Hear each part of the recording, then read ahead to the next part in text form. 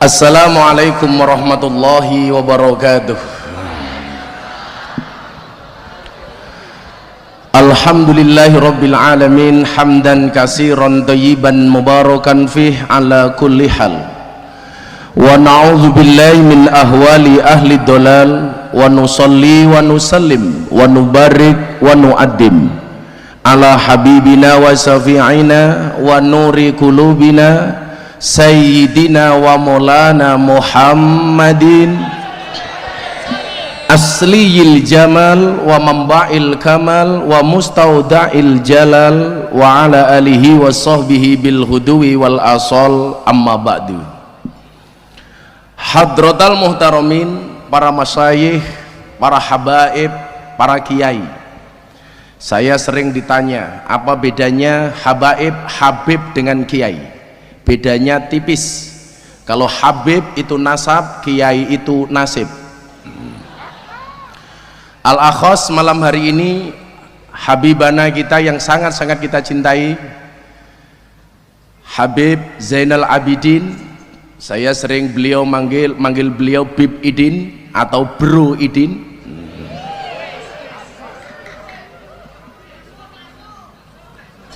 Kebetulan kalau saya itu dekat dengan Abah Lutfi karena saya banyak mewarisi ideologi-ideologi beliau. Tapi kalau Bib Idin ini lebih dekat lagi karena mewarisi nasab Abah Lutfi. Mudah-mudahan kedepannya Habib Idin bisa seperti Abah Lutfi, amin. Yang saya hormati Bapak Kapolres yang sama dengan saya, pangkatnya sama-sama AKBP. Kalau beliau Ajun Komisaris Besar Polisi, kalau saya AKBP, aku kiainya Bapak Polisi.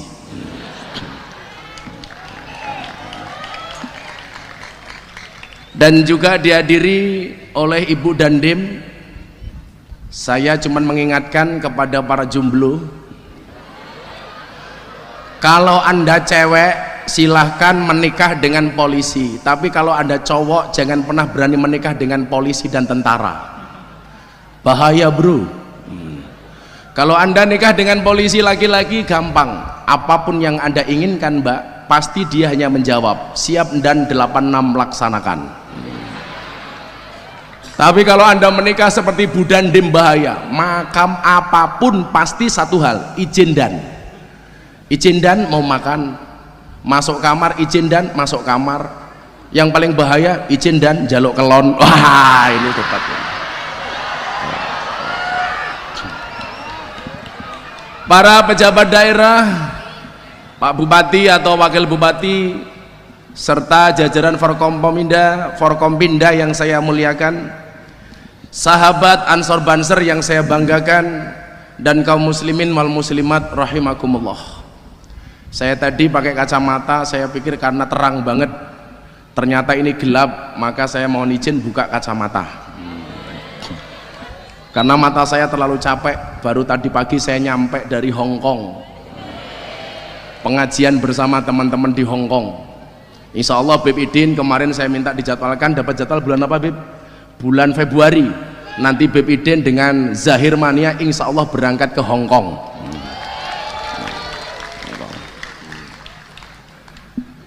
Bapak Ibu yang saya muliakan, saya di beberapa pengajian yang bisa Anda lihat di YouTube, saya sering mengambil salah satu hadis dari baginda Rasulullah Muhammad SAW yang bunyinya adalah an-nasu yamutuna ala ma'asu wa yub'asuna ala mamatu. Seseorang itu akan dimatikan oleh Allah sebagaimana kebiasaan dia hidup, dan akan dibangkitkan dari alam kubur sebagaimana dia mati. Orang akan dimatikan dalam sebagaimana kebiasaan dia hidup. Saya kasih contoh. Hari ini kita sama-sama kehilangan masyayikh kita. Jam 6 pagi saya dikabari teman asisten Mbah Mun dari Mekah. Gus mohon doanya, Mbah Mun kritis. Bahasa kritis saya sebar di WA group dengan tidak menggunakan bahasa kritis. Saya bilang sama teman-teman kiai, mohon doanya kesehatan Mbah Mun menurun. Jam 6 pagi. Akhirnya saya dapat kabar berita, sakitnya gimana? Beliau dahak keluar darah. Kemudian dokter kepresidenan dari Pak Jokowi telepon ke Mekah. Ada namanya dokter Terawan. Jam 8 pagi saya dikabari, Mbah Mun sudah tidak ada. Yang pengen saya sampaikan apa? Mohon maaf, saya sengaja saya tidak pernah membawa serban ini. Serban ini hadiah dari Mbah Mun kemarin Lebaran. Beliau utusan santri datang ke pondok, tolong diberikan kepada Miftah. Ini sengaja malam hari ini saya bawa. Kebetulan saya punya 2 hadiah serban itu dari 2 orang yang istimewa. Awal puasa Ramadan saya mendapatkan kalungan serban dari Abah Lutfi di Duren Sawit. Kemudian Lebaran kemarin saya mendapatkan ini dari Mbah Maimun. Sengaja hari ini saya bawa, padahal saya tidak pernah membawa sebelumnya.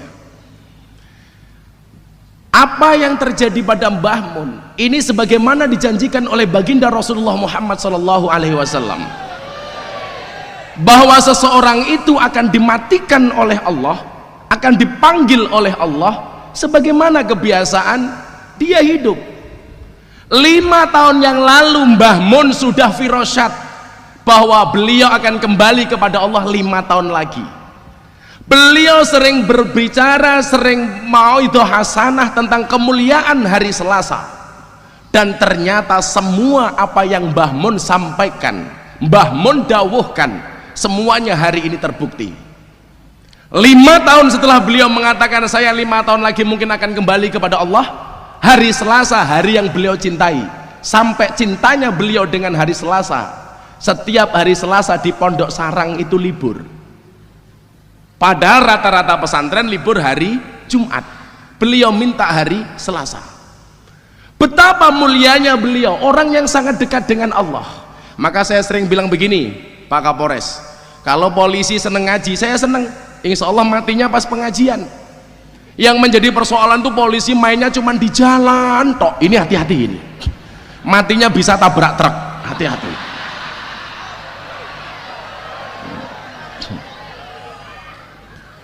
Kemarin saya di Mabes Polri ditanya sama teman-teman Mabes, bagaimana pandangan Gus Miftah terhadap polisi hari ini? Polisi hari ini menurut saya istimewa, Pak. Kenapa? Luar biasa. Polisi Indonesia itu keren, gimana tidak? Mengamankan demo, dilempari batu sama pendemo, yang masuk ambulan batunya. Dan ini hanya terjadi di Indonesia. Betapa ampuhnya polisi kita hari ini. Kayaknya polisi kita sudah kayak Banser, gaweane nguntal gotri. Saya kasih di contoh yang lain. Saya besok 1 Oktober haul almarhum almarfurlah Kiai Haji Sairozi Lamongan. Beliau kalau ngasih tausiah ceramah itu klemek tapi ilmu tasawufnya masuk. Anda tahu kapan meninggalnya Kiai Sairozi? Ketika berangkat pengajian. Kenapa? Karena 24 jam waktunya dihabiskan untuk pengajian. Saya punya kawan yang barangkali Anda kenal, Ainur Rafiq Lil Firdaus, atau kita kenal dengan nama Opik Tomboati. Ibunya itu hafid Al-Quran 30 juz, ibunya hafidhoh. Satu saat ketemu dengan saya, Gus, apa benar kalau saya biasa membaca Al-Quran akan dipanggil oleh Allah ketika membaca Al-Quran? Saya jawab, nggih Bu, leres. Dan subhanallah, ibunya Mas Opik meninggal ketika dalam keadaan membaca Al-Quran. Makanya kalian penggemar sholawatnya Bepidin Zahir Mania, di mana-mana datang sholawat, ya bisa jadi oleh Allah dipanggil dalam keadaan bersolawat. Teman-teman hadroh dan penerbang bisa jadi kalian dipanggil oleh Allah ketika nabuh darbuka mencelat ning dasmu mati umpama.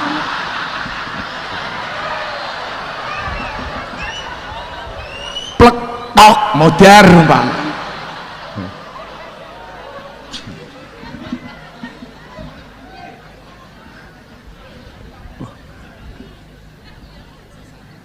Hasan, rungono kupingmu San.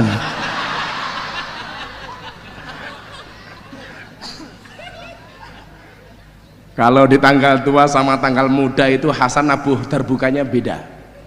Kalau tanggal tua nggak ada job, bunyi terbukanya apa? Entek dite, entek dite.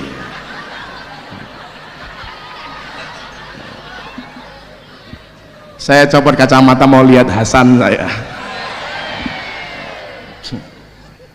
Sebagaimana kebiasaan dia hidup.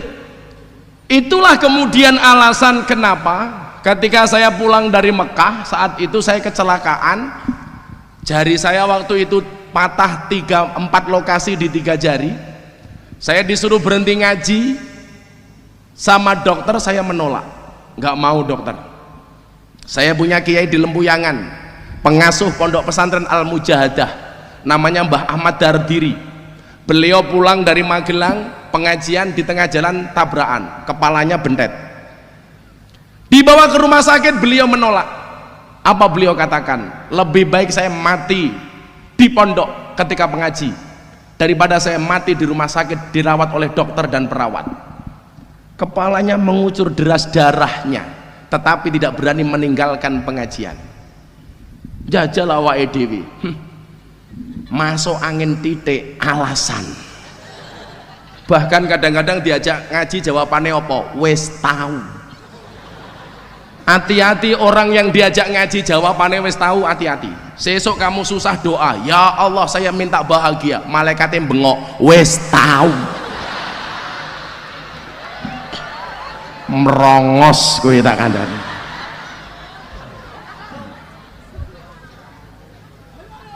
Diajak ngaji kok jawabannya wes tahu. Alasan ini pula lah kemudian yang menjadikan dasar bagi saya kenapa di tengah-tengah kemaksiatan anak-anak dunia malam, di tengah-tengah kemaksiatan di lokalisasi, saya hadir kepada mereka. Saya masih ingat betul orang yang mendukung saya full untuk ngaji di dunia malam 5 tahun terakhir adalah Maulana Habib Lutfi bin Yahya Pekalongan. Beliau mengatakan apa sama wartawan? Miftah ki rasa mau gagas kayak ki bengkel, sing jenenge wong bengkel ki yo nganggo awake kotor, kadang-kadang kena gemuk, kadang-kadang kena oli. Barangkali benar ketika saya masuk ke dunia malam saya lihat mbak-mbak berpakaian seksi. Saya besok hari Rabu ini jam 4 sore buka pengajian di klub malam terbesar se-Asia Tenggara di Jakarta. Aku ngomong klub malam kok wes sweet-sweet ki ngopo? Jangan-jangan tamu langganan ini kayaknya. Mbak LC-nya itu jumlahnya 1.200. LC itu kalau di Pantura namanya purel. Purel itu kata Bepidin kepanjangannya perempuan rela diusel-usel.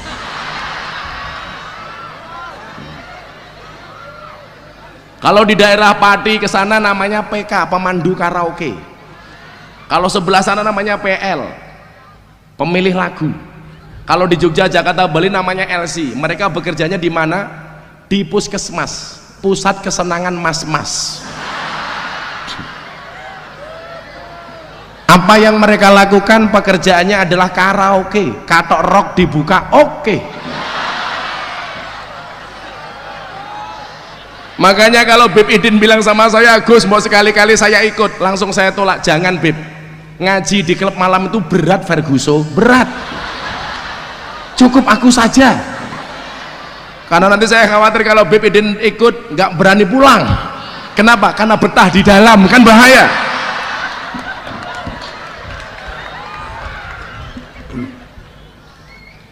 Saya ketika 5 tahun yang lalu ditanya sama Abah, kue kuat le?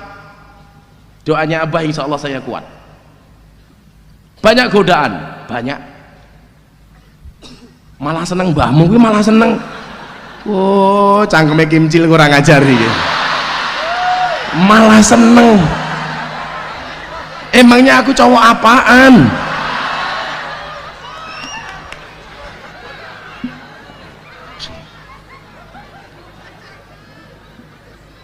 Kenapa kemudian saya ada keinginan di sana? Saya bilang sama beberapa media, keinginan mereka untuk kenal dengan Allah itu sama dengan kita, tetapi kesempatannya yang berbeda. Kalau Anda kan enak, Zahir Mania ini kalau saya lihat punya jadwal rutin, apalagi bulan berber kayak gini, rutin tanggal 1 di mana, tanggal 2 di mana, dan seterusnya. Kesempatan banyak. Sementara mereka yang berada di sana, yang istilah saya mereka itu red district, kalau di Belanda namanya red light. Kebetulan kemarin saya diundang ke Belanda, ketemu dengan orang-orang seperti itu. Mereka tanya sama saya, jujur Gus, saya janjane pengen nopo ora? Saya jawab pengen. Terus bagaimana? Empet aku ngono. Mosok kiai penginan ra pantes.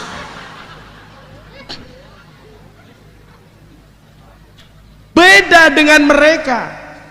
Keinginan untuk kenal dengan Allah itu sama, tetapi kesempatannya tidak ada. Maka saya jemput bola. Saya kasih contoh betapa kemudian mereka itu masih pengen kenal dengan Allah. Satu saat Pak Kapolres, saya ngaji di lokalisasi, dikawal germo. Germo ini mami. Jadi germo itu yang menjual WTS, kalau WTS itu penjual kroto, pakan manuk. Kan kroto. Tapi demi Allah ya BPDin Pak Kapolres, saya di depan PSK itu tidak pernah memanggil mereka dengan bahasa PSK WTS nyuwun sewu lonte, nggak pernah. Kan nggak mungkin saya pengajian mbak-mbak lonte rahimakumullah, itu nggak mungkin kan, nggak mungkin.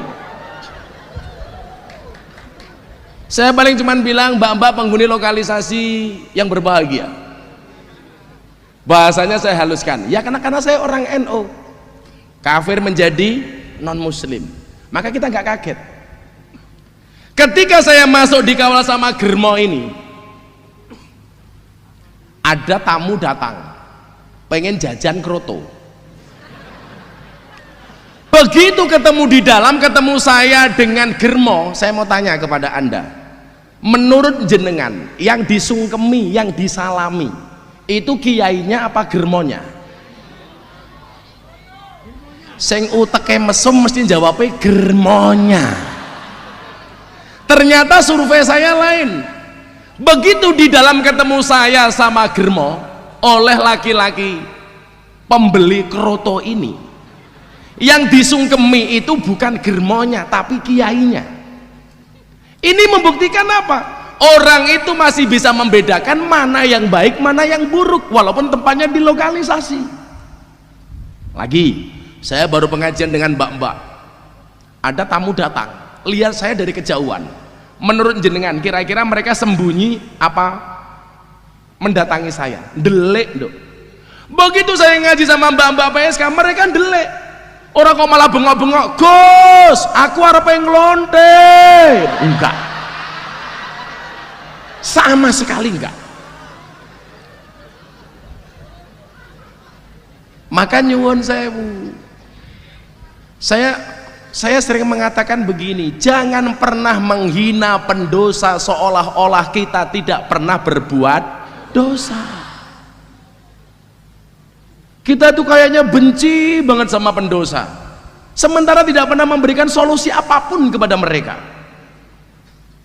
Saya datang kepada mereka, saya katakan, nah ingat nopo bah, pada akhirnya surga itu akan ditempati oleh ahli maksiat yang pada akhirnya bertaubat, bukan orang yang sok suci namun pada akhirnya tersesat. Saya datang kepada mereka, saya ajak sholawatan, beb, saya bacakan al berjanji, maafi muskilah, mereka seneng walaupun suara saya nggak bagus kayak Beb Idin. Mereka saya ajak al berjanji, seneng. Saya ajak sholawatan, seneng. Ayo nduk sholawatan, nggih bah. Mulai Amtirillahumma qabrul karim bi'arfin sadiyim min salati wa taslim. Allahumma sholli wa sallim wa barik alaihi wa ala alihi. Yang baca PSK sak kecekelik. Ngetrillahumma qabrul karim biarping sadiyim ming sholati wa taslim.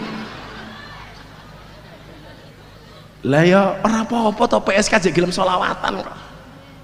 Tapi ya itu, kalau qasidah yang gaul-gaul, kalau qasidahmu mereka nggak paham.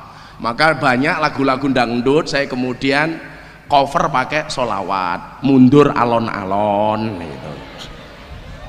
Korban janji versi sholawat, ditinggal rabi versi sholawat. Kebayang nggak Beb Idin nembang mundur alon-alon?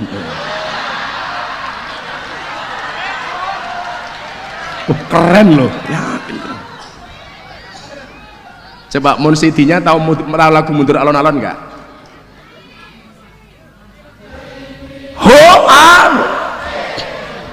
Dan ternyata Beb, ini jadi jalan hidayah.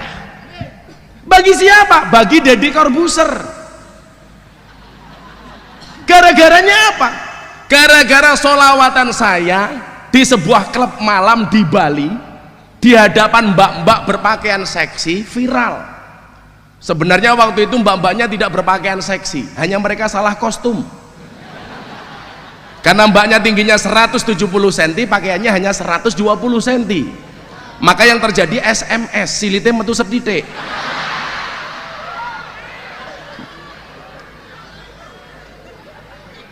Gara-gara ini viral, saya diundang ke acaranya Deddy Corbuzier.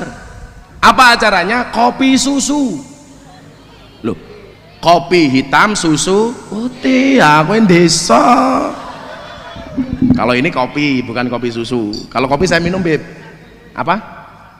Kopi santan. Apa ini, Pak Kapolres? Oh, dari Blora. Waduh, iso kreminan silitku iki kok.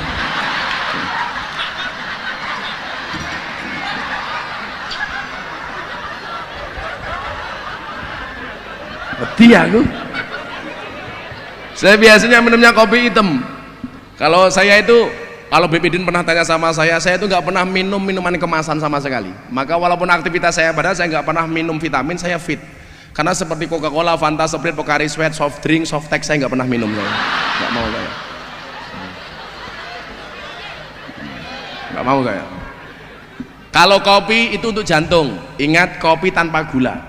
Tapi kopi tok, bukan kopi susu. Karena kopi susu itu menjengkelkan. Kopi ini ngajak melek, susu ini ngajak turu. Iya. Lah kopi santan mumet ndasku iki aku.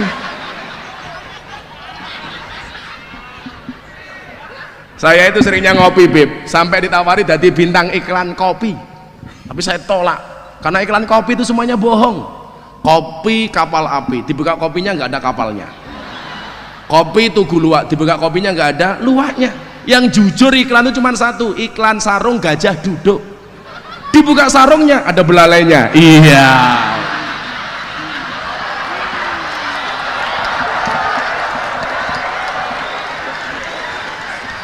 Pak Kapolres, sebelum saya ngomong kebangsaan ya, karena ini anak-anak muda semua, saya harus menggunakan bahasa mereka.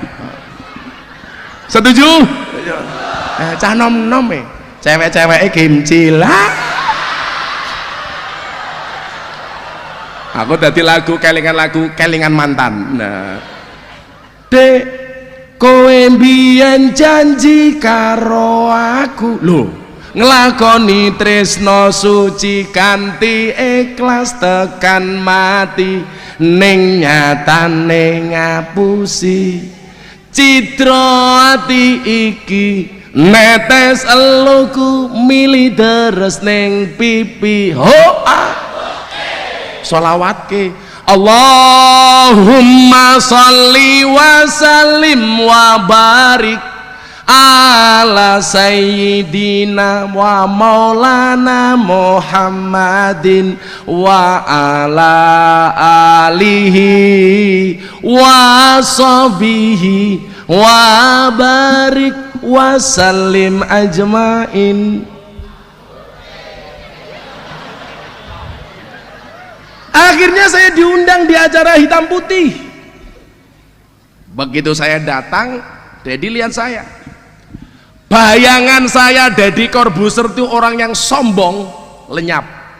Gara-gara saya telah opening acara hitam putih, dia datangin saya. Gua suka gaya lu bro, katanya. Saya dipeluk, kemudian setelah itu kita mulai collab YouTubean bareng, dan ini ternyata jalan hidayah. Kenapa kemudian dia tertarik masuk Islam? Salah satunya apa? Saya baru tahu bro, ternyata Islam itu menyenangkan. Maksudnya apa? Bagaimana tidak menyenangkan? Orang kayak lu itu, kenapa bro? Ngaji di lapangan diterima, sama pejabat diterima, sama komunitas tertentu diterima, di dunia malam diterima, di lokalisasi diterima, sama begenggek diterima, semuanya kau diterima. Maka seminggu sebelum masuk Islam, ketika dia telepon saya, bro aku mau masuk Islam, apa jawaban saya? Jangan. Loh kok ditolak? Iya, karena orang Islam itu berat Ferguson. Saya nggak mau dia masuk Islam main-main. Ketika saya tanya, kenapa kamu pengen masuk Islam? Islamnya Gus itu kan menyenangkan, membela kaum marginal, tidak pernah mengkafirkan orang, tidak pernah mengecap orang, menilai orang, menghakimi orang gara-gara dosanya. Karena saya sering mengatakan kepada dia, lebih baik orang bermaksiat tapi khawatir dengan maksiatnya, daripada orang yang banyak amalan tapi sombong dengan amalannya. Cangkemmu ono wong ngaji gini yang haus.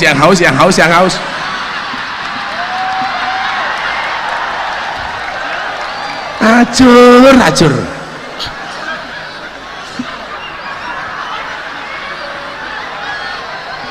pede banget cah iki. Kene bengok-bengok ngaji kono yang haus.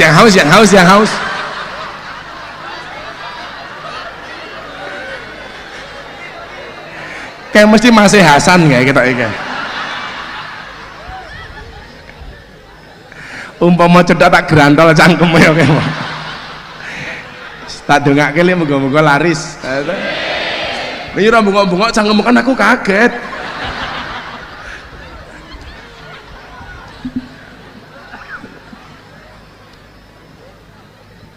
Sehingga Bapak Ibu rahimakumullah, begitu dia kemudian pengen bener-bener masuk Islam, apa yang harus saya lakukan bro? Saya waktu itu bilang, Mas Dedi, Islammu besok itu, ini Bebudin, sebelum Mas Dedi datang ke pondok, seminggu sebelumnya saya wadul abah di Pekalongan. Bah, mohon doanya. Apa Gus? Itu Deddy Corbuzier, mantan pesulap yang sekarang host hitam putih. Yang mana tuh orangnya? Saya tunjukkan fotonya Mas Dedi ke Abah Lutfi. Ini bah. Kenapa? Insya Allah masuk Islam. Beliau bilang, yaudah Abah ikut mendoakan. Begitu dapat doa dari Abah Lutfi, saya tambah mantep. Akhirnya benar, seminggu kemudian Dedi telepon saya pengen masuk Islam.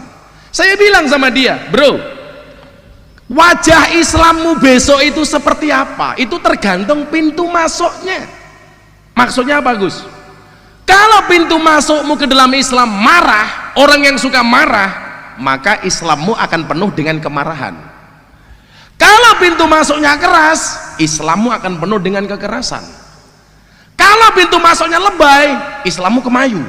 Loh, emang ada? Oh no, idolanya ibu-ibu kudus, jam 5:30 nyetel TV, jamaah, oh jamaah, alhamdulillah.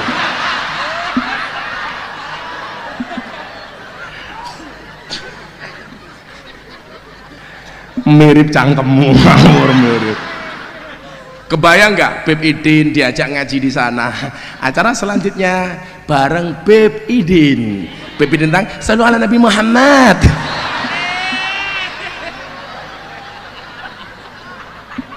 Aku moh kenal karo Beb Idin aku. Wallah moh aku. Beb Idin dipanggil masuk tausiah atau sholawatan bersama Beb Idin. Assalamualaikum.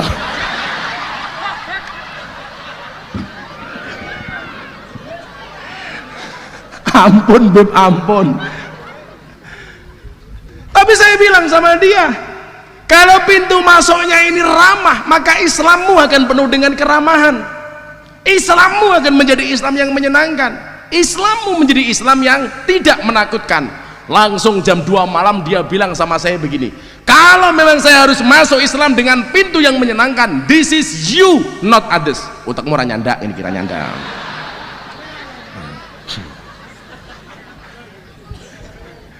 Itu adalah kamu, karena Islammu itu menyenangkan.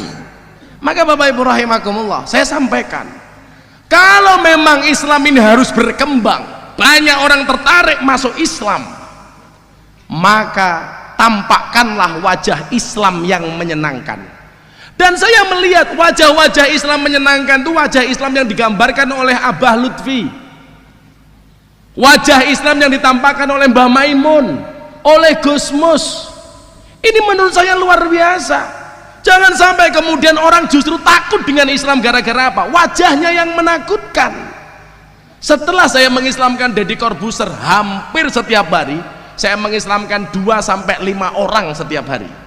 Mereka datang ke pondok. Kenapa kamu ke pondok? Saya lihat YouTube. Kenapa pengen masuk Islam? Islamnya Gus Miftah menyenangkan. Saya kemarin dapat tamu dari Australia, Antonio Scott Dory. Malah kaya iwak atau Dori. Dia datang ke pondok, I am sorry, ngopo? Iki isu ora sore. Saya pengen masuk Islam with you. Saya tanya alasannya apa? Dulu menurut saya Islam itu menakutkan, Islam itu keras, Islam itu radikal, penuh dengan kekerasan. Tetapi ketika saya melihat Anda Islam ini menyenangkan, langsung saya syahadatkan, asyhadu alla ilaha illallah wa asyhadu anna muhammadar rasulullah. Kemarin dari Jerman, Vivin Jiran masuk Islam. Besok tanggal 24 Agustus rutinan di pondok, 9 orang daftar pengen masuk Islam. Kenapa? Karena gambaran Islam ini menyenangkan. Kalau kemudian dulu di Kudus, Kanjeng Sunan Kudus tidak bisa menghargai budaya orang lain, barangkali Kudus tidak akan seperti hari ini. Tetapi karena keleluasaan ilmunya Sunan Kudus, begitu lebarnya pemahaman Sunan Kudus, luasnya pemahaman dan ilmu beliau terhadap Islam, akhirnya orang-orang Hindu tertarik masuk Islam. Caranya bagaimana menghormati wong Islam aja mbeleh sapi, itu bagi mereka suci, yuk kita mbeleh kerbau. Ini nilai-nilai yang hari ini jarang kita dapatkan. Justru gambaran Islam itu menakutkan. Dedi tanya sama saya, Gus, saya mau tanya, apa bro, apa benar sih fungsi takbir itu untuk menutup rumah makan? Kok kamu tanya begitu? Lah iya, itu bulan puasa kemarin ada orang teriak-teriak Allahu Akbar, tutup rumah makan. Kamu nggak usah marah, cukup kamu jawab Sami Allahu liman hamidah.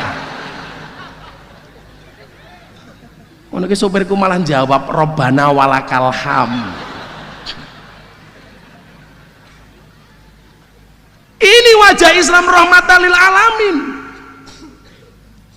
Maka kemudian ketika wajah-wajah Islam yang sejuk ini dipanggil oleh Allah, saya jadi ingat apa yang disampaikan oleh baginda Rasulullah Muhammad sallallahu alaihi wasallam ketika beliau mengatakan Allah tidak mencabut ilmu dari hambanya, mencabut sekaligus, tetapi Allah mencabut ilmu dari hambanya dengan cara apa? Biqabdil ulama, dengan cara mencabut nyawanya ulama satu demi satu. Saya dalam beberapa kesempatan saya bilang kayak Abah Lutfi, Gus Mus, Mbah Yai Sakroni, kemudian Mbah Maimun, ini paku. Tidak hanya pakunya tanah Jawa, tapi pakunya negara. Sementara sekarang banyak orang-orang yang sok ustad itu tidak menjadi paku, justru menjadi apa? Catut. Apa bedanya paku karo catut? Paku kuwi tugase ngencengke, catut gaweane mbubrahke. Ulama-ulama seperti Abah Lutfi, seperti Mbah Mun, itu setiap hari beliau mengatakan sawu sufufakum, yuk rapatkan barisan, bangun umat, bangun negara. Sementara yang lain justru sebaliknya, tidak merapatkan, tapi justru ngosak ngasik dan membubarkan barisan. Ini yang terjadi hari ini. Maka selalu saya bilang, semangat Islamnya tinggi, namun tidak didukung dengan ilmu yang mumpuni. Maka yang terjadi apa? NKTA, nafsune kuda, tenagane ayam. Guayane ya tapi rano isine le. Maka kalau Anda sering dengar Begitu Deddy Corbuzier masuk Islam, saya banyak di DM begini, Gus, sudah saatnya Deddy Corbuzier diajak ngaji bersama ustadz-ustadz nyunah. Saya bingung, definisi ustadz nyunah itu apa? Saya tanya maksudnya apa? Tolong Mas Deddy dibawa kepada ustadz-ustadz yang sering mengatakan saatnya kembali kepada Al-Quran, saatnya kembali kepada Al-Hadis. Orang-orang NU kan tidak pernah teriak-teriak seperti itu. Saya bilang mereka yang teriak-teriak saja kembali kepada Al-Quran lumrah, karena barangkali selama ini mereka meninggalkan Al-Quran. Kenapa mereka teriak-teriak saja kita kembali kepada Al-Hadis? Karena selama ini mereka meninggalkan Al-Hadis. Beda lah Kiai NU, orang tahu teriak-teriak meninggalkan Al-Quran, tidak pernah teriak-teriak saja kita kembali kepada Al-Quran, tidak pernah teriak-teriak saja kita kembali kepada Al-Hadis. Kenapa? Karena Kiai-Kiai NU tidak pernah meninggalkan Quran, tidak pernah meninggalkan hadis. Beda kelas bro.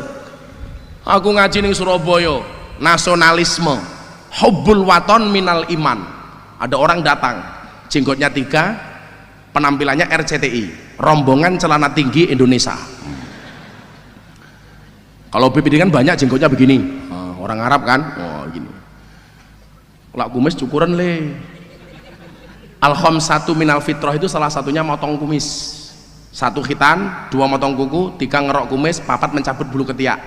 Jadi ibu-ibu kalau suaminya pulang macul tidur begini, cabut kelek, sunnah Rasul. Gua jul sikilmu. Yang kelima itu adalah mencukur bulu kemaluan. Wih sunah. Tapi ingat, dicukur dewe. Aja mau gawa ning salon. Malah mau gawa ning salon. Engko Kapolresnya malah moro ning salon. Badhe napa Pak Kapolres? Cukur. Cukur napa? Malah kerimbat barang.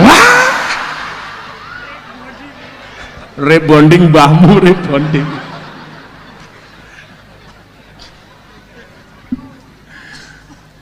Jenggotnya cuma 3, dia datang begini, Beb. Ini lucu banget ini. Saya baru pengajian di depan orang-orang, saya masuk ruang transit. Hei Ustadz, kan jarang tuh orang NU manggil saya Ustadz tuh jarang banget lah. Saya mau tanya, apa? Hubbul waton minal iman itu hadis riwayat siapa? Aku langsung ngelus dodol, dodone bojoku. Ya Allah. Kok goblok men saiki. Kuwi lak santri-santri ibtidaiyah NU mesti guyu, kok ditanya hubbul waton minal iman hadis riwayat siapa? Padahal itu bukan hadis. Karena yang tanya ini orang goblok, saya jawab hubbul waton minal iman hadis riwayat Muslim. Kemudian dia tanya, kok bisa Muslim? Saya jawab, ya bisa. Emangnya ada hadis riwayat non Muslim? Ora ono aku. Saya kira ngakali wong ngono kuwi rasa nganggo ilmu sing dhuwur-dhuwur le. Makanya kemarin ketika saya ngaji di PBNU dipanggil sama Pak Said Agil, Pak Kiai, saya ngadepi wong-wong ngoten niku mboten usah jenengan, kula mawon. Ora usah nganggo ilmu sing dhuwur-dhuwur. Lak ngapusi iki dosa, ngakali ora dosa aku ngono. Lagi Via Valen curhat sama saya.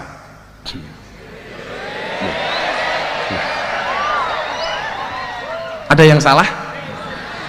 Masa saya curhat aku budandem lah apa? Bah, apa nduk? Saya kemarin itu dangdutan di lapangan di hadapan puluhan ribu penonton. Terus saya menyanyikan lagu Din As-Salam di demo sama orang-orang sumbu pendek. Kenapa nduk? Via Valen gak pantas solawatan di panggung dangdutan. Pertanyaan Via Valen sama saya sederhana, apa benar sih Din As-Salam itu solawat? Saya jawab bukan nduk, itu qasidah Arab tapi bukan solawat. Lah gobloke wong saiki saben-saben qasidah kuwi mesti dianggap solawat. Din itu agama, salam itu perdamaian. Jadi Anda nyanyikan dimanapun boleh, di panggung dangdutan mafi muskilah. Kowe karo ngising wae oleh kok aku ngono. Lah Bapak Ibu rahimakumullah, yang kemudian membuat saya sedih itu apa? Kalau kemudian orang-orang kayak Mbah Mun sudah dipanggil oleh Allah, pakune negara ki dicabut, Inilah tanda-tanda mautul alim, mautul alam. Meninggalnya orang alim itu merupakan tanda-tanda meninggalnya dunia. Maka dikatakan man lam yazan bimautil ulama fahuwa munafikun. Barang siapa yang tidak bersedih dengan meninggalnya ulama berarti dia munafik. Bahkan dikatakan idamatal alim bakat alaihi ahlus samawati wal ard sab'ina yauman. Coba ketika meninggalnya seorang alim, dunia langit dan bumi itu bersedih sab'ina yauman, 70 hari. Makanya kalau tadi Anda lihat di Mekah, bagaimana kemudian Mekah yang biasanya panas, hari ini matahari terik tapi tidak terasa panas. Ada matahari tapi turun air hujan rintik-rintik di atas Ka'bah. Penduduk langit nangis.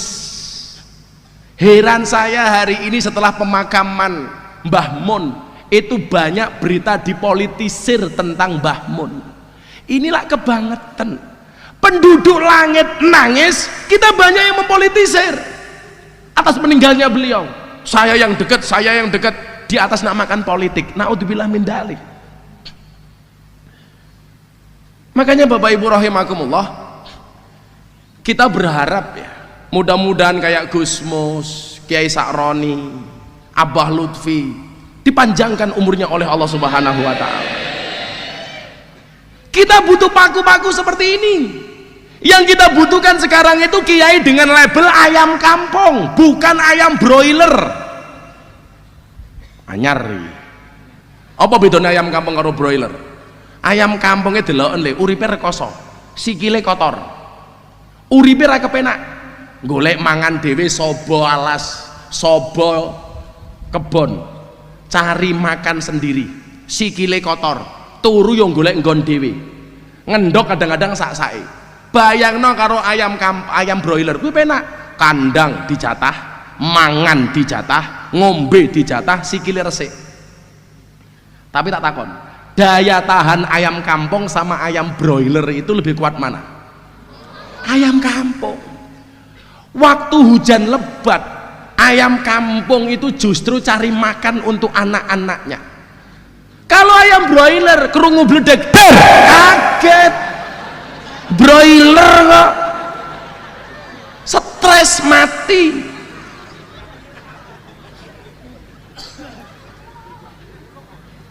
Kowe ya lucu, kaget sing mau cekeli cangkemmu. Kaget ki ning dodo, Jin. Kenapa yang kamu pegang mulutnya? Apakah mulut ada jantungnya? Kaget aku. Sing kagetan ki biasanya lara janda, jomblo biasanya. Jomblo kita iki. Jomblo tak dongake. Jambu alas ning tengah sawah wae limo sing mateng loro. Ayo ngaji sareng Gus Miftah sing isih jomblo ndang entuk jodoh. Amin.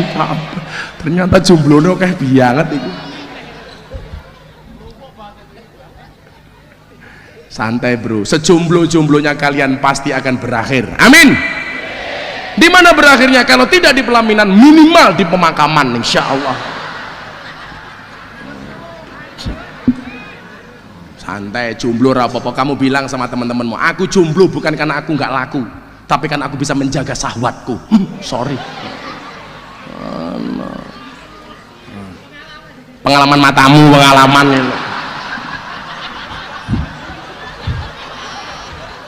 Pak Grantel loh nah, kalau saya dulu punya prinsip ketika jomblo, aku jomblo bukan karena aku nggak laku, tapi memang karena nggak ada yang mau.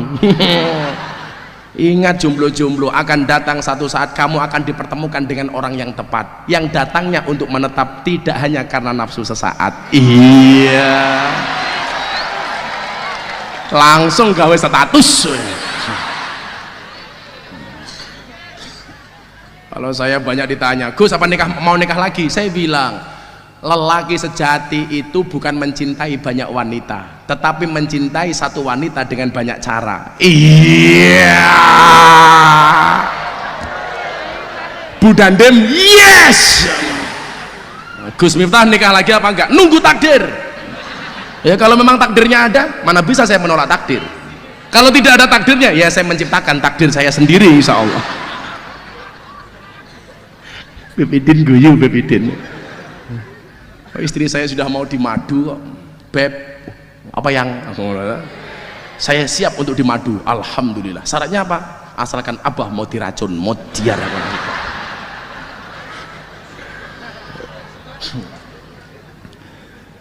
Yang kita cari itu ayam-ayam kampung, ulama yang labelnya itu ayam kampung.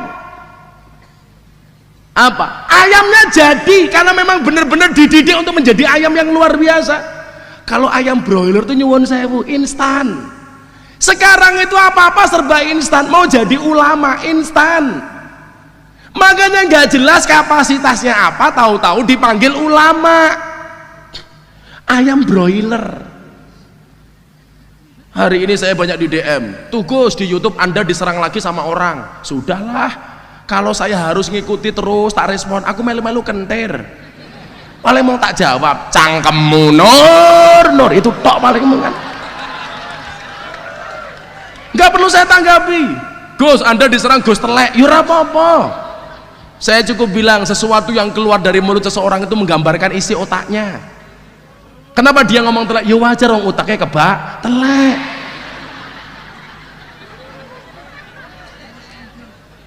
Nyatanya reson telek ya otaknya loro. Seneng banget ya diar.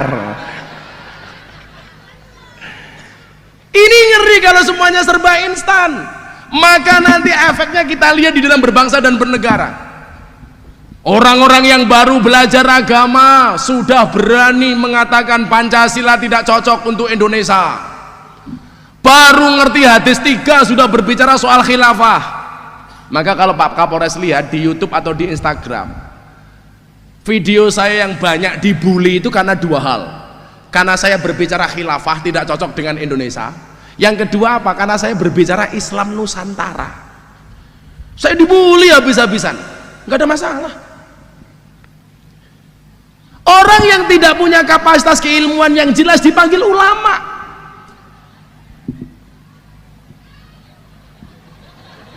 Kayak banci ya. Orang lucu kok guyu gila. Aku dari kelingan pengajianku banci-banci ning Yogyo kuwi. Saya itu punya banci 300, Bib. Itu saya upeni pengajian sebulan sekali kalau saya ada waktu. Itu pengajiannya jan jijik tenan kok pokoknya. Segeralah sholat di belakang imam sebelum kamu disolatkan di depan imam. Oke Gus. Bedanya apa? Kalau di belakang imam namanya makmum, di depan imam namanya almarhum. Ketakut. Aduh mumet ndasku aku. Akhirnya tak takoni. Kalau cewek mati namanya apa? Almarhumah. Kalau cowok mati almarhum. Kalau banci mati aluminium.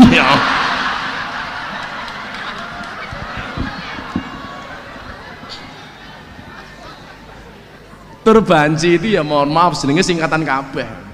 Jenengmu sapa? Laura Gus. Apa lanang ora wedok ora. Jenengmu sapa? Susuki. Ketoke susu bono kaos kaki. Kowe sapa? Sucipto. Apa kuwi? Susune lancip diganjel boto. Silap. Semacam-macam itu pokoknya. Lah kowe takon bangsa-bangsa ngono iki aku duwe kabeh, aku pengajian banci duwe kok. Lah iki mesti Sukarlan iki. Sukarlan iki. Asu nglekar ning dalan.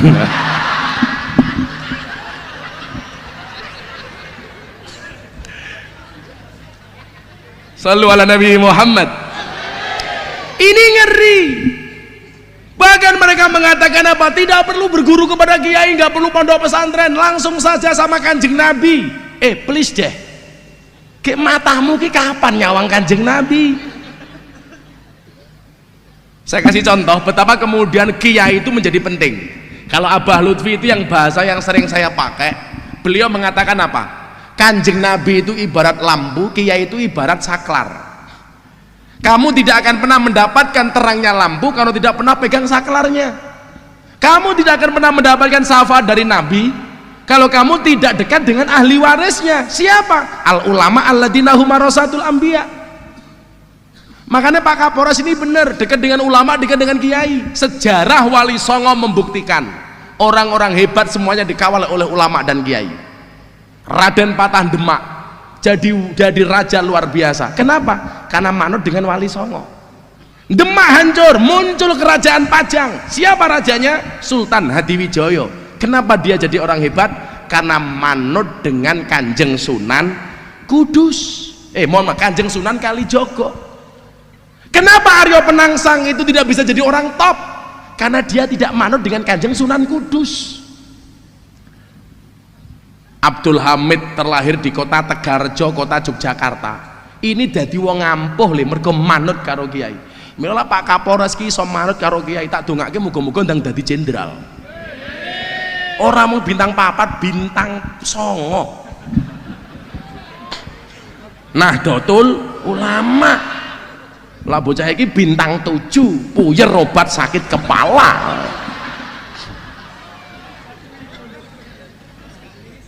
Abdul Hamid ngaji ke Ponorogo, ke mbah saya. Saya itu baru yakin ini mbah saya itu gara-gara saya dilihat sejarahnya sama abah. Siapa namanya?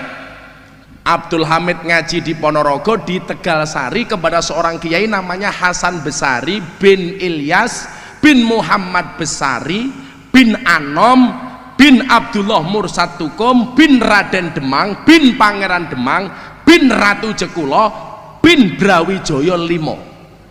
Saya kebetulan urutan ke-9 dari Mbah Hasan Besari. Ini punya murid namanya Abdul Hamid. Abdul Hamid pindah ke Kartosuro, ngaji kitab kuning kepada Kiai Taftazani. Dari Kartosuro pindah ke Bagelen, ngaji kitab Jalalain sama Mbah Ahmad Baidawi. Dari Bagelen pindah ke Salaman, ngaji ilmu hikmah kepada Mbah Nur Muhammad Ngadiwongso Salaman Magelang. Karena cinta dengan ulama, Abdul Hamid jadi orang besar. Siapa nama komplit Abdul Hamid? Kiai Haji Bendoro Raden Mas Abdul Hamid Ontowiryo Mustahar Heru Cokro Senopati Engalogo Sayyidin Panotogomo Amirul Mukminin Khalifatullah Tanah Jawa Pahlawan Gua Selarong Pangeran Diponegoro. Dadi wong ampuh mergo manut karo kiai. Sekarang orang kemudian tidak penting dengan kiai. Lho mbok diwaca kitab taklim kuwi lho. Fi ta'dzimil ilmi wa ahlihi. Ada satu kata yang sehari ini terus saya pakai, apa? Al ilmu bila saikhin fasaikuhus saiton. Ilmu tanpa guru-gurune setan. Salah milih guru-gurune mbahne setan. Saiki ngajine mung karo radio, Bib. Sing jenenge radio iki ana swara tanpa wujud. Sang ngerti ku sing ana swara tanpa wujud jenenge entut. Lah gurune entut kan sifatnya dadake fitnah. Sing ngentut sapa? Sing mambu. Ora duwe guru gaweane salah-salahan bid'ah-bid'ahan kafir-kafiran ngomong gurune entut. Kalau gurune entut mondoke nang ndi? Ora mungkin ning Asnawiyah, ora mungkin teng ngene Mbak Yai Sakroni, ora mungkin ngene Mbah Kiai Arwani. Lah gurune entut mondoke nang ndi? Al Ma'hadus Salafiyah As-Silitiyah. Kowe malah jiwit-jiwitan karo mbak-mbak iki ngopo e? Malah jiwit-jiwitan.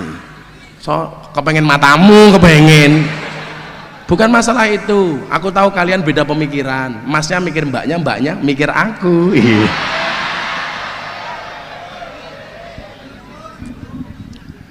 Maka efek yang terjadi apa? Nyuwun sewu. Dalam konsep bernegara pun akhirnya rusak. Gara-gara apa? Nggak punya guru. Yus ngawur, ngawur ya akhirnya. Makanya kalau di NU itu kan kiai komplit ya Beb ya. Dan sanad serta nasab keilmuannya itu jelas. Saya kasih contoh. Saya ditanya sama wartawan, Gus, selain Habib Lutfi dan Mbah Mun, Gus Miftah itu mendapatkan ilmu dunia malam sebenarnya dari mana? Kalau Habib Lutfi, Mbah Mun itu kan mendukung. Ya betul. Ini saya besok tanggal 8, siangnya saya pengajian di kafe itu, malamnya saya diundang talkshow Rossi di Kompas TV mengenang Mbah Mun jam 8 malam. Saya ditanya, ilmu dunia malam Gus Miftah itu dari mana? Saya itu punya guru namanya Kiai Hamim Jazuli alias Gusmi, makamnya di Tambak Kediri. Ini waliullah. Besok 14 Agustus hallnya beliau, tapi saya nggak bisa datang karena tanggal 9 sampai tanggal 14 saya ada pengajian di Aljazair, Afrika.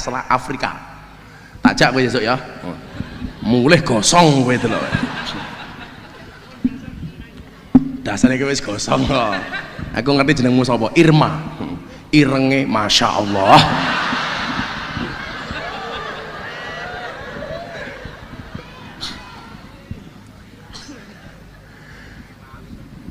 Gusmi punya guru. Gurunya Gusmi salah satunya siapa? Gurunya beliau banyak. Tapi salah satu guru beliau di Magelang, tepatnya di Watu Congol. Namanya siapa? Mbah Dalhar. Mbah Dalhar punya guru. Salah satu gurunya yang istimewa Mbah Dalhar namanya siapa? Nabi Khidir alaihi salam. Satu malam tabarukannya Gusmi itu kan ngeresiki sandale Mbah Dalhar. Satu malam sandalnya 2 pasang Pak Kapolres. Diresiki kabeh. Gusmi mikir iki sandale sapa kok sandale padha karo guruku. Dinteni sampai malam nggak keluar. Menjelang subuh tamunya keluar, dikejar. Kelihatan punggungnya tok. Gusmi akhirnya ketemu sama Mbah Dalhar, tanya, "Mbah, wau dalu tamune sinten kok sandale padha kali panjenengan?" "Oh alah, Le, tamuku mambengiken Nabi Khidir alaihi salam." Gurune wong NU ki le, ilmune nyambung sampai para nabi. Dadi arep gagah-gagahan, Bib. Miftah oleh ilmu dunia malam saka Gusmi. Gusmi duwe guru Mbah Dalhar, Mbah Dalhar duwe guru Nabi Khidir. Lak diwalik, Nabi Khidir, Mbah Dalhar, Gusmi, Miftah. Cangkemmu nur. Wani aku kok. Wong ilmuku jelas kok. Aku duwe nasab kok. Maka saya berani. Ya kalau kemudian saya tidak punya nasab ilmu, apa ya mungkin aku ngadepi mbak-mbak kaya ngono sing bentuke susu panter. Ini sungguh-sungguh pantatnya bikin gemeter. Wow. Modelnya macan tutul, manis cantik, jalannya mentul-mentul. Bentuknya SD, SB, semok depan, semok belakang. Beda lah ibu-ibu gue STNK setengah tua yang kewer-kewer.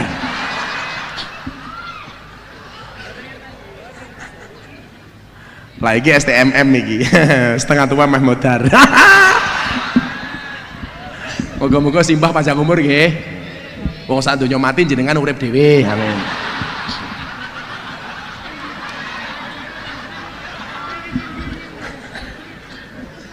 Mbah.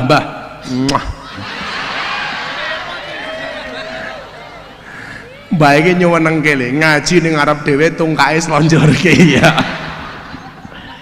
Aku ora apa-apa kok mung batin apa orang rumangsani tungkae meletek-meletek. Sallu ala Nabi Muhammad. Sementara orang hari ini mengatakan tidak penting guru-guruan. Wong Nabi Musa saja pernah berguru kepada Nabi Khidir. Maka kalau orang itu gurunya komplit, mesti dadine apik nih. Contoh, orang hari ini menurut saya kiai muda yang paling alim ki sapa? Gus Baha gitu. Gue channelnya Gus Baha, Instagramnya Gus Baha, ngaji bersama Gus Baha. Gue deloken, gue wong alim. Mergo gurune jelas, langsung diasuh oleh Mbah Mun. Maka beliau alim Quran, alim kitab, alim fikih, alim tasawuf. Maka saya selalu bilang begini, untuk antisipasi ini Pak Kapolres, gerakan-gerakan radikal hari ini, orang-orang yang mengatasnamakan Pancasila tidak cocok dengan Indonesia, salah satunya apa? Meluwa guru sing jelas sanad ilmune. Kalau kemudian kamu punya Instagram yang di follow ya kiai-kiai NU le, Gus Muafik, Pak Kiai Said, Gus Baha, lah aku followernya wis akeh. Lah awakmu ki yo ngalah sing di follow Vanessa Angel, Beb Idin di follow, tiap hari mendengarkan sholawat. Karena kita kalah di wilayah itu. Makanya apa? Dakwah kita hari ini kalah itu di media sosial. Sementara mereka cuma sedikit tapi gaya. Pancasila gagal diganti dengan khilafah. Coba kita lihat, kalau ulama-ulama kita dulu itu nyuwun sewu, yang merestui Pancasila sebagai ideologi negara siapa toh? Hadratus Syekh Hasyim Asy'ari. Kita sekarang punya Abah Lutfi yang sangat nasionalis, Saya ditanya sama Al Kacong, aliran Katok Congklang, emangnya ada ajaran nasionalisme dalam Islam? Ada. Kanjeng Nabi mengatakan apa? Allahumma habib ilainal madinah kahubbina ila Makkah o asyad, kata Rasulullah. Ya Allah, jadikanlah aku orang yang mencintai kota Madinah sebagaimana aku mencintai Mekah, bahkan lebih dahsyat daripada itu, kata Rasulullah. Kenapa kemudian kita hari ini mengatakan nasionalisme tidak ada dasarnya? Muktamar NU tahun 1936 di Banjarmasin menyepakati bentuk negara Indonesia adalah nation state. Kenapa? Karena Indonesia majemuk. Ini orang-orang yang baru datang nggak tahu sejarah ngomong Pancasila tidak cocok. Ganti dengan khilafah, engkau dhisik. Coba dilihat kemajemukan Indonesia. Orang saya ngomong agama dhisik nih. Sak pulau Jawa kuwi lho deloken. Sukunya berapa? Dari ujung Jawa Timur Banyuwangi. Ana suku, bahasane apa? Osing. Jawa Timur iki kono. Aku mau nunjuk ngendi? Yo men tangan-tanganku dhewe ngopo ya kowe? Ora urune cerewet lele. Salah ditheke diseneni. Ujung Jawa Timur, Osing. Ngulon meneh ketemu Jawa ala Surabaya. Saya ngomong diancuk. Kowe aja ngomong, kuwi lak bahasa kuwi nggih ngelokke wong kuwi salah. Tapi kalau untuk sekedar ngomong itu enggak salah. Dancuk itu dari bahasa Danko. Danko itu nama pahlawan di Belanda. Karena beliau pahlawan dijadikan nama tank. Lah tank yang dinamakan Danko ini dulu di Surabaya tanknya nggak besar, kecil, yang bisa masuk gang-gang di jalan-jalan Surabaya. Maka begitu tank ini datang, orang Surabaya bengok, dancuk, dancuk, dancuk. Karena mereka ngomong Danko itu nggak bisa, maka ngomong dancuk. Ngulon meneh ketemu Jogja Solo, bahasane halus kaya aku.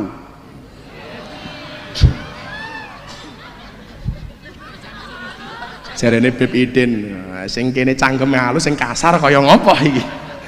Ngulon meneh ketemu Banyumasan, Tegal, Kebumen, Purwokerto, Cilacap. Ngomongnya blekuduk blekuduk blekuduk. Blekuduk blekuduk blekuduk. Saya pertama kali ngaji di almarhum Ki Endos, ini tongkatnya dari almarhum Ki Endos, Beb. Itu tahun 2007, ditawarin ngerokok pakai bahasa ngapak. Ya Allah. Pak Kiai kiye, kisuk-kisuk ngobori cocot. Ya Allah. Cocot diobori keprimen ya itu. Cilacap. Pak Kapolres ngapak juga ini. Ada panitia pengajian datang ke pondok saya sambutan. Arane manjing dalam Gus Miftah kiye. Anak Gapura, arange Gapura sugeng teka. Aku mikir Gapura sugeng teka iki apa? Ternyata Gapura selamat datang. Yo ngalah. Nang Jogja iki ana monumen, arane monumen Jogja balik maning. Iya, apa meneh kuwi? Ternyata monumen Jogja kembali. Kalau dulu zaman wartel, nomor telepon ditelepon nggak bisa, sibuk. Jawabannya apa leh? Bahasa Inggris. The number you calling is engaged. Please try again in a few minutes. Kalau di Tegal, di Cilacap enggak. Nomor telepon yang sirah 7 langka. Telepon mening ya. Ngono kuwi ya.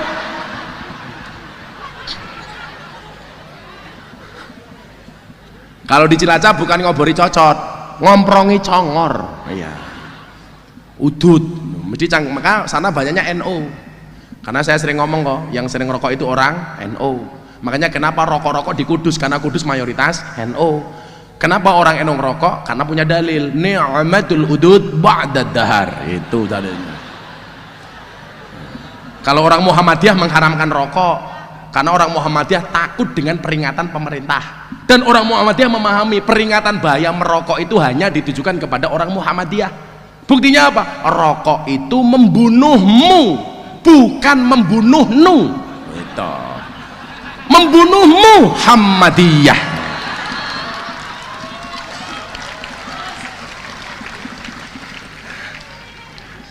Ngapak ngulon meneh Sunda. Kaditu ka dunia teh meduduk dinyanya. Cicing mah ulah gandeng teh kucing mah diserondeng. Keren kan? Orang ngapak datang ke rumahnya orang Sunda, begitu masuk ngidak telek, wong ngapake takon, "Ta ini siapa ge?" Orang Sunda jawab, "Iya mah, ta ini urang." Orang ngapak nggak percaya, Beb. Inyong ra percaya, ta ini urang kok gedene sekiyek katanya. Indah. Ke barat lagi ketemu Jakarta, ini keren. Kalau kamu ketemu cewek, lu gua, bapak lu mertua gua. Wah.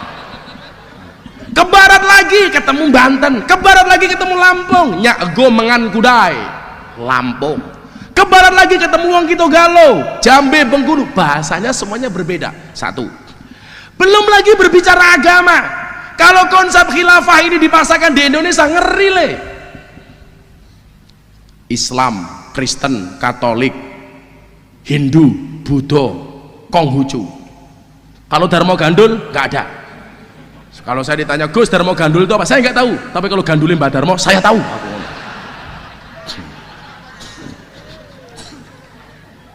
Kita beda dengan Eropa. Bedanya apa? Eropa itu bangsanya cuma satu, namanya Eropa. Berdiri di atas banyak negara. Prancis, Italia, Inggris, Spanyol, Jerman, Belanda, Turki, banyak. Satu bangsa berdiri di atas banyak negara. Sementara Indonesia itu banyak bangsa berdiri di atas satu negara.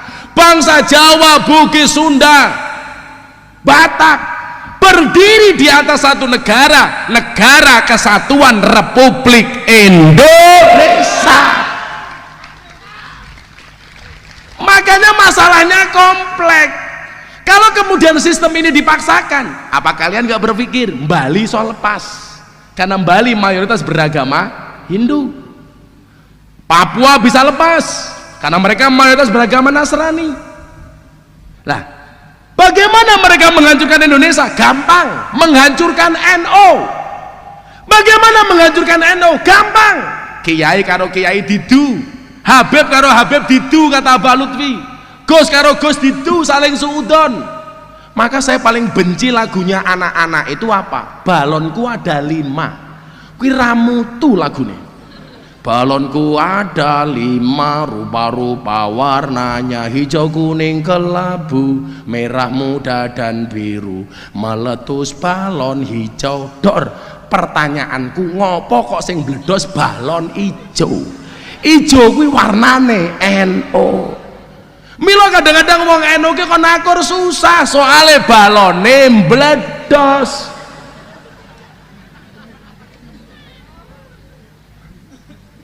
Lagi ya iki beda-beda lumrah, tapi jangan diadu. Saya nggak suka ya, aku seneng karo Beb Idin, nggak seneng karo Beb Kae. Jangan.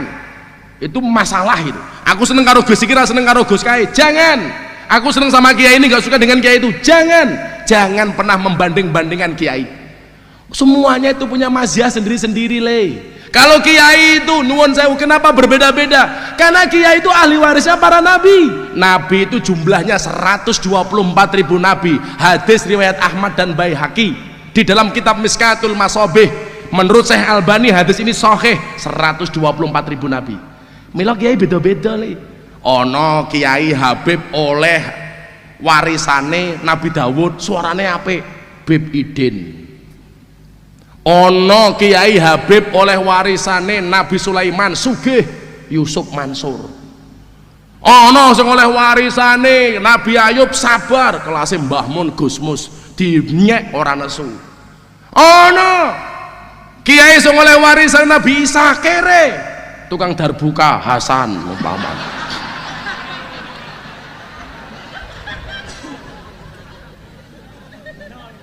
Oleh warisane Nabi Musa, gagah, Habib Rizik, cangkeme atos umpamane. Oleh warisan Nabi Khidir, cerdas, Gus Baha, Cak Nun, cerdas, ya kan? Oleh warisan Nabi Yusuf, ganteng, Gus Miftah umpama. Sorry Beb. Ini beda-beda. Pertanyaannya, kenapa yang diincer itu NU? Karena yang paling kekeh mempertahankan Pancasila sebagai ideologi negara di Indonesia adalah Nahdlatul Ulama.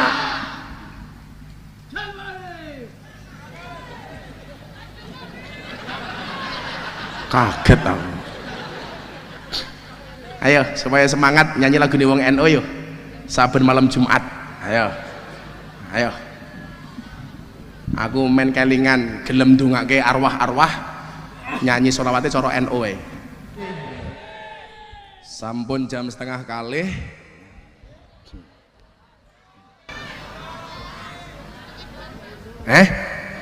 Setengah 8. Kalau soalnya sesuk-esuk lalu ke Jakarta seminar kebangsaan meneguhkan ideologi Pancasila dan menolak sistem khilafah dari Indonesia. Setuju? Maka nyuwun sewu. Yuk kita cintai negara ini dengan cara masing-masing. Saya itu sedih Pak Kapolres. Sekarang itu ya Allah, anak-anak sudah tidak tahu pendidikan sejarah perjuangan bangsa. Sudah nggak ada PSBB, sudah nggak ada PMP. Yang dipajang di rumah sudah bukan lagi gambar-gambar para pahlawan, tapi artis-artis Bollywood. Tumpaki wae rogoh nganune.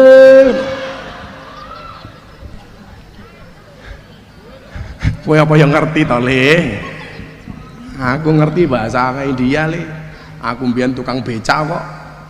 Begitu becak tabrak mobil, dier becakku rusak, aku ora nesu kok.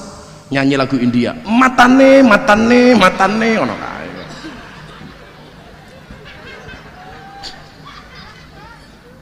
Maka sekali lagi ikutlah dengan guru yang benar. Orang-orang yang mengatakan langsung kepada Kanjeng Nabi seharusnya ndelok kasusnya Abu Bakar.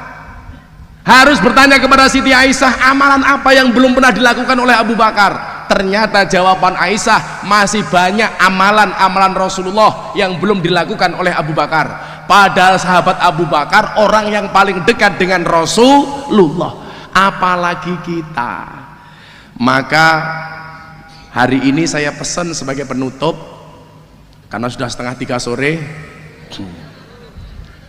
saya minta jangan pernah tinggalkan gurumu. Kayak mono santri kudus, Le, ora ono istilah mantan guru. Kowe kok ketemu Beb Idin ning dalan, kayak sapa? Mantan guruku. Tak kekrek cangkemmu delok wae kowe. Bagaimana kemudian Deddy Corbuzier tanya sama saya begini, Gus, saya harus gimana? Bro, kamu cari guru yang benar. Kamu mumpung baru masuk Islam, cari kiai-kiai. Maka saya kenalkan dengan Kiai Ma'ruf Amin. Saya bawa ke PBNU, utang saya masih 1 ke Abah Lutfi, karena saya janji 3 kiai yang harus didatangi sama Deddy Corbuzier. Sebenarnya 4, satunya Mbah Mun, Pak Said, Kiai Ma'ruf, Abah Lutfi. Yang lucu Beb, pas datang tempatnya Kiai Ma'ruf Amin, baru 4 jam masuk Islam ditelepon sama Pas Pampres, Gus, Mas Dedi mau diajak sholat maghrib berjamaah sama Kiai Ma'ruf, apakah beliau berkenan? Saya bilang sama Dedi, bro, diajak sholat. Ndase langsung kemeringet.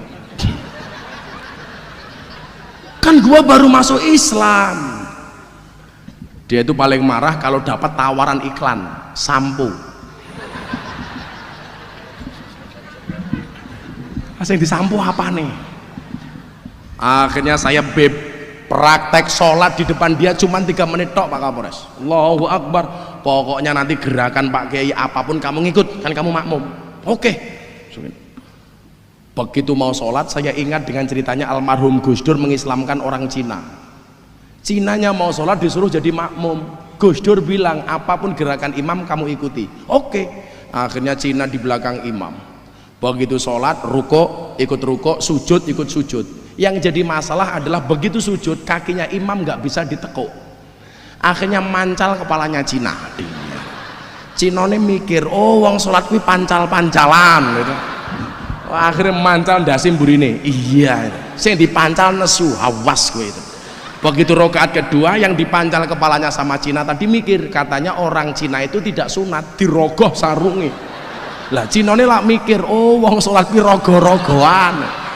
Akhirnya ngerogoh sarungnya imame. Iya, saya waktu itu mikir, dan ternyata subhanallah Pak Kiai Ma'ruf itu walaupun sudah sepuh kesehatannya luar biasa, beliau sholatnya masih sempurna. Maka begitu habis sholat makan malam saya tanya, Bah, ada isu apa Gus? Katanya kalau besok Abah meninggal jadi wapres mau diganti sama Ahok. Apa jawaban Kiai Ma'ruf? Ya kalau yang meninggal saya, kalau yang meninggal Jokowi kan saya presiden. Yes, aku ngono. Cerdias ya aku ngono. Seneng aku. Kenapa Mas Dedi saya ajak ke kiai-kiai itu? Supaya jalannya ini benar. Maka pengen saya kenalkan ke kiai-kiai NU di Indonesia. Walaupun waktunya terbatas. Karena Mas Deddy Corbuzier itu kalau meninggalkan syuting hitam putih sekali episode didenda 1 miliar. Maka saya mohon doanya. Keislaman beliau mudah-mudahan istiqomah. Mudah-mudahan beliau bisa segera saya sowankan ke kiai-kiai. Kebayang nggak Mas Deddy Corbuzier pakai baju banser? Giyagah wibit. Ngono cangkeme wong wedok lah ketemu aku, Gus, tolong tanyain ke Mas Deddy apa sudah sunat apa belum? Gek karepmu ki apa to yuyu? Kok kamu penasaran banget? Kebayang nggak orangnya 2 meter, badannya keker, tak buka moro-moro tungul ngono ya cilaka aku. Akhirnya Jumatan perdana saya ke dia, saya tanya pas YouTubean, bro ada pertanyaan, kamu sudah sunat apa belum? Kalau saya jawab sudah, nanti Gus gak percaya, silakan dilihat sendiri. Moh aku ngono. Yo lah gede, lah cilik, kan isen aku.